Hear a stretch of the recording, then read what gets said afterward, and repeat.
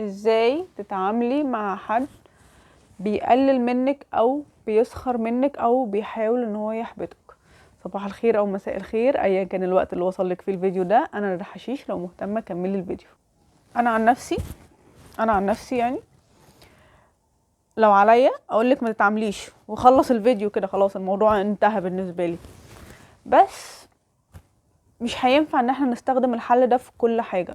بمعنى انا عن نفسي الناس اللي كده في حياتي اللي هم مش يعني، ولازم تميزي ما بين ان هو بيقلل منك بيسخر منك عايز يطلعك على المسرح، ولا هو بينقدك نقد بناء نصيحة خايف على مصلحتك بجد. فالشخص ده في حياتي انا بعمل معاه ايه؟ لو مش هعرف ان انا اقطع علاقتي بيه، خلاص هو مش عايز مصلحتي، يعني ده شخص بيقلل مني او هو يعني يعني نرجع للموضوع ده بعدين. أه بخلي علاقتي بيه سطحية، اللي هو انتي او انت مش هتلحق تشوف خلقتي اصلا عشان تدي رأيك او تنقد او تقلل او تتريق او. بس لازم تميزي ما بين النقد البناء وان حد فعلا بيسخر منك. ايه النقد البناء؟ اللي هو حد بيبقى بره الموضوع كله. مثلا انت مثلا بتقولي ان انت داخله على حاجه او ان انت هتعملي حاجه او مشروع، في قرار جديد قررتي تاخديه في حياتك، عايزه مثلا تخسي، عايزه تسافري، عايزه تعملي شيفت كارير، عايزه تدخلي شغلانه جديده مشروع جديد، ايا كان يعني الحاجه اللي داخله عليها. ويجيتي مثلا خدتي رأي مثلا مجموعة من الناس. الشخص اللي بينقد نقد بناء هو الشخص اللي هو عايزك تكملي ومشجع جدا الموضوع ده، ولكن هو ليه مثلا بيقولك بعض النقاط اللي تساعدك ان انتي تكملي. يعني بيقولك الثغرات، لان مش دايما واحنا جوه الحاجة بنبقى شايفين عيوبها. تمام؟ يعني لما انت تبقي صاحبة الموضوع او صاحبة المشكلة او صاحبة القرار مش دايما بتبقي شايفة الموضوع بصورة كاملة، فساعات بنحتاج رؤية من ناس من بره الموضوع ان هم يشاركونا القرار، ان احنا نستشير حد. فالناس اللي انا واثقة في رأيهم هم دول انا بروح لهم بنفسي، هم دول اللي بيعرفوا عني الحاجة انا داخلة عليها، واللي هو ايه يعني اللي يخص الموضوع او اللي بيفهم في الموضوع، او حتى حد انا برتاح له واثقة فيه واثقة في رأيه. ايه رأيك؟ انا قررت ان انا اعمل كذا. ف ايا كان كلامه انا واثقه فيه ومجرباه 1000 مره وعارفه حقيقه مشاعره تجاهي، وانت المفروض كبيره كفايه يعني انت تبقي، او مش كلنا مش عارفه. انا لحد دلوقتي لسه بتعلم، لسه بتصدم، لسه بعرف يعني. بس هم دول الناس بيبقوا مثلا ناس انت واثقه فيهم، هم دول الناس اللي انت بتروحي تاخدي رايهم في الحاجه اللي انت داخله عليها. الناس التانية دول بقى تمام، اللي انت حاسه ان هم هيقللوا خلاص من اجل التقليل، عايزين يطلعوك على المسرح، عايزين اراجوز للقعده. فدول انا ما بعرفهمش عني اي حاجه، او انا عاده ما بعرفش اي حد عني اي حاجه. وانا شايفه ان ده من ضمن الاسباب اللي هو المفروض نستعين على قضاء حوائجنا بالكتمان. مش عشان بس الحسد، او مش عشان الحسد، ولكن عشان وانتي قايمه تعملي الحاجه كده يروح حد مثلا مديكي كلمه، مديكي راي، مديكي حاجه، هو خصوصا مثلا لو هو تجربه مثلا هو مر بيها وفشل او ما مرش بيها، بس في ناس بتحب تفتي وتهري كتير، ف او عندها خوف من التجربه، يروح مديكي راي كده، يروح مكعبلك فيخليك ان انت فاهم ايه، يعني ترجعي 1000 خطوه ورا، او ما تقبليش على الحاجه اللي هي ممكن لو انت كنت جربتيها كانت تغير لك حياتك، او كان زمان مكانك ما كانش هنا، وترجعي بعد كده تندمي اللي هو انا ليه عملت. طب ما تجربي، يعني ما تجربي وشوفي الموضوع بنفسك. ليه الناس بتحاول تحبطك؟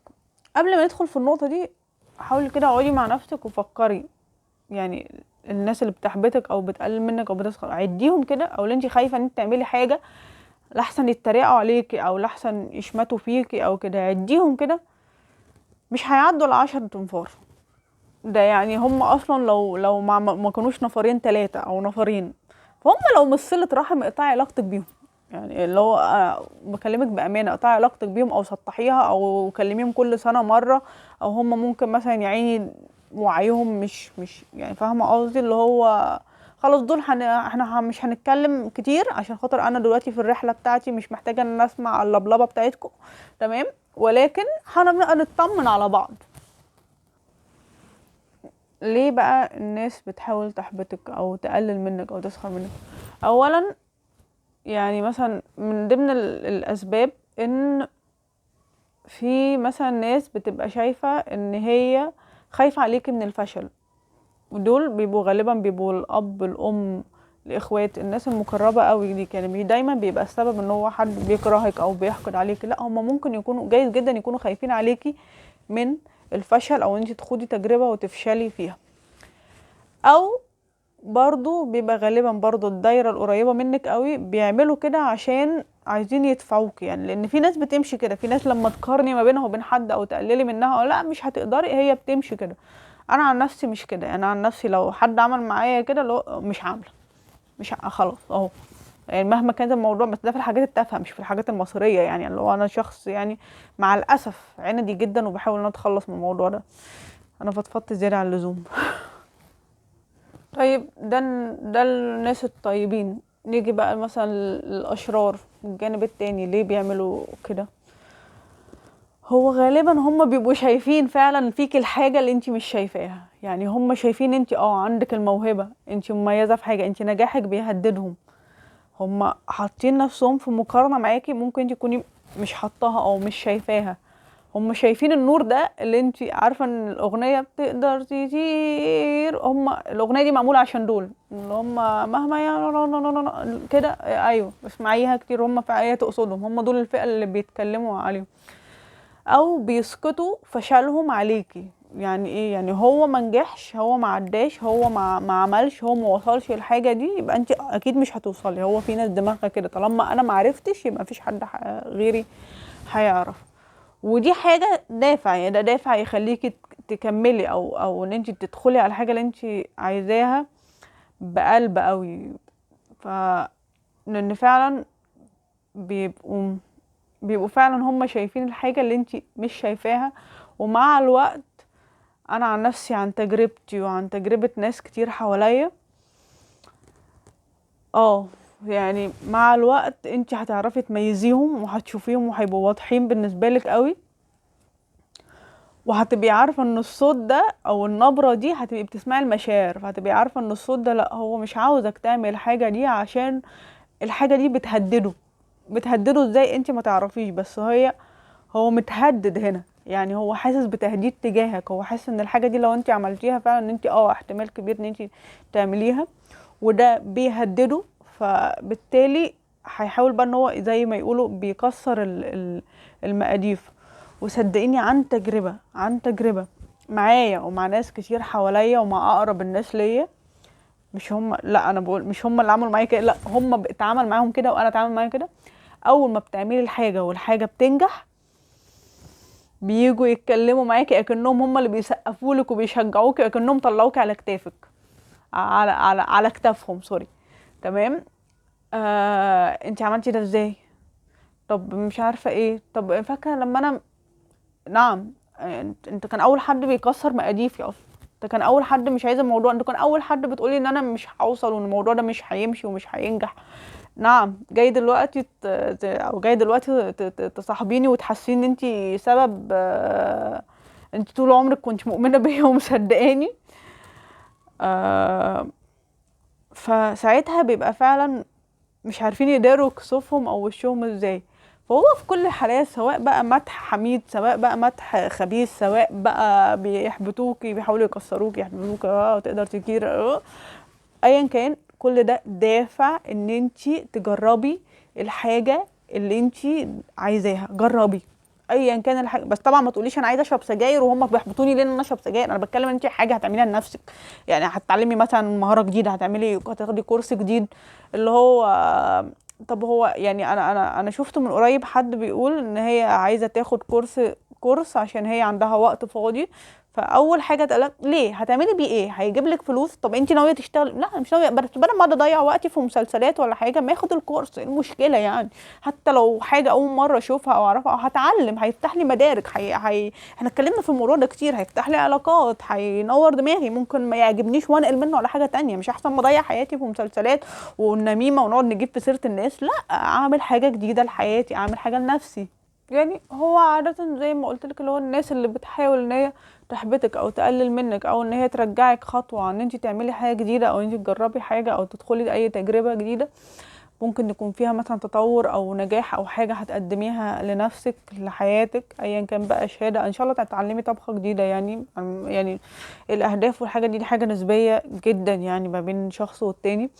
فهم بيكونوا مثلا بيبقى زي ما قلت لك اللي هو بيسكتوا فشلهم عليكي، هم نجاحك ما عندهمش الثقه الكافيه في نفسهم، فشايفين ان انت نجاحك ده بيهددهم، او ان انت محطوطه مثلا معاهم في نفس الفئه او في مقارنه، فبالتالي هم يعني نجاحك بيهددهم يعني بشكل نفسي او مجتمعي او باي شكل، او في حد هيقارنهم بيكي. فما تسمعيش الناس اللي بتشجعك، هتلاقيهم عادة ان هم ناس هي قلبها نضيف. يعني هو يعني ربنا يهدي الجميع، بس هم ناس هتبقى طول الوقت بتبقى ايه اللي هو هتلاقيهم كده صوتهم اللي هو ايه وماله، ما تجربي فيها ايه، اعملي، ايوه فعلا المشكله جرب، احنا عايشين ليه يعني، ما احنا عايشين عشان نجرب. هم عندهم ثقه كافيه في نفسهم، اللي هو مهما كان هو كل واحد يعني رجعي الفيديو كده الثقه في النفس اللي هو كل واحد ليه مكانته ليه قيمته واخد وضعه. مفيش، احنا مش في حلبة عفوا، احنا مش في حلبة يا جماعة، يعني احنا مش في ماراثون، احنا مش في مقارنة، احنا مش في منافسة. يعني الواحد المفروض ان هو ينافس نفسه، فمش ينافس غيره، لا المفروض انت تهتمي ان انت تنافسي نفسك، وان انت بتاعت النهارده احسن من انت بتاعت امبارح. فايا كان اللي بيعمل كده ما تشكيش في نفسك، جربي اللي انت عايزه تعمليه. دي مشكلتهم هم، مش مشكلتك انت. ده مش معناه ان انت فعلا كلامهم صح وان انت مش هتنجحي، وحتى لو فشلتي ايه المشكله، ده درس وبنتعلم منه. وده زي ما قلت لك وبقول لك وباكد عليكي في كل فيديو، الاكبر اقصى يعني معلم في الحياه هو الخطأ، ولكنه معلم جيد جدا ان انت تغلطي وتتعلمي وتعرفي وتتعرفي على نفسك وتقربي نفس التجربه. صدقيني هتفتح لك مدارك، هتعلي استحقاقك، هتفتح لك حاجات كتير قوي. انت ما تقعديش ان انت تبقي طول الوقت في حاله حركه مستمره، اللي هو تعملي حاجه جديده، تجربي حاجه جديده، ايا كان النتيجه ايه جربي، ما تقعديش انت مش شجره يعني. طيب هتتعاملي معاهم ازاي؟ زي ما قلت لك اللي هو لو الحاجه ينفع تستخبى لحد ما يبان نتائجها خبيها، مش لازم تشاركيهم بيها. طب لو هي حاجه في حاجات كتير في حياتنا لازم بتبان من اولها لاخرها لكل الناس، فانت لازم تحطي حدود. يعني اللي هو طيب تمام، انا مش حابه اتكلم في الموضوع ده، انا ماشي تمام خلاص، لو ده رايك فتمام خليه لنفسك، انا عندي وجهه نظر تانية، انا بحب اجرب يا سيدي، انا بحب افشل، ايا كان. المهم ان انت لازم تحطي حدود وردود قفيله. وزي ما قلت لك قد ما تقدري حاولي ان انت الناس اللي زي دول في حياتك تسطحي علاقاتك بيهم. لو هو للاسف لو دول من صلة الرحم، فاحنا مش هنزعلهم يعني في حد ذاته ده حرام، دي حاجة تقلب لك اللي انت بتعمليه كله. ولكن هنحط حدود من غير ما نزعل الناس، ونرد بشكل مهذب ونفرض اللي احنا عايزينه ونفرض رأينا، تمام. او ان احنا ما نتناقش وندخلش في جدال عقيم من غير ما نزعل الشخص ده مننا. في النهاية خليكي دايما فاكرة ان انت لما يبقى عندك 80 سنة مثلا مش هتحبي تقولي انا ضيعت حياتي كلها ما جربتش ده وما جربتش ده وما جربتش ده، عشان انا خايفة من رأي الناس اللي هو ممكن يبقوا 3-4 تنفار. صدقيني عديهم، حتى لو هم اكتر من كده. وان غالبا الشخص اللي بيعمل كده يا اما زي ما قلنا نيته طيبة، فدول الناس حافظي عليهم ما تقطعيش علاقتك بيهم. والمحبطين اللي انت حاسه او انت هتعرفي مع التجربه ان هم بيحاولوا يسكتوا فشلهم عليكي، او ان هم بيعملوا كده من اجل سخريه وخلاص، دول ما يعرفوش حاجه عنك، وهم مش رايهم يعني مش رايهم، هم ما يعرفوش حاجه عنك، هم مش رايهم فيكي هو ده الحقيقي. وان غالبا هم فعلا بيبقوا شايفين فيكي الحاجه اللي انت مش عارفه تشوفيها في نفسك. فده دافع كبير قوي ان انت تجربي، وان انت فاهم تخوضي التجربه، وان انت تشوفي النور ده اللي هم شايفينه في عينيك. فاهمه قصدي اللي هو هتعرفي مع الوقت ومع التجربه.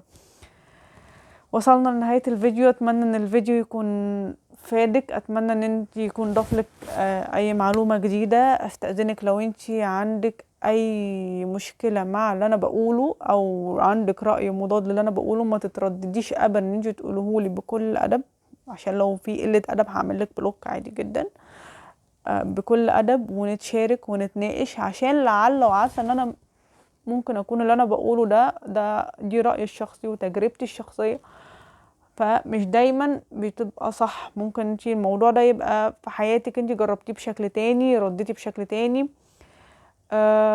عشان برضو لو حد شايف النقاش بتاعنا ان هو يستفاد اكتر، ممكن انا اكون غلطانة فانتي تصلحي لي غلطتي.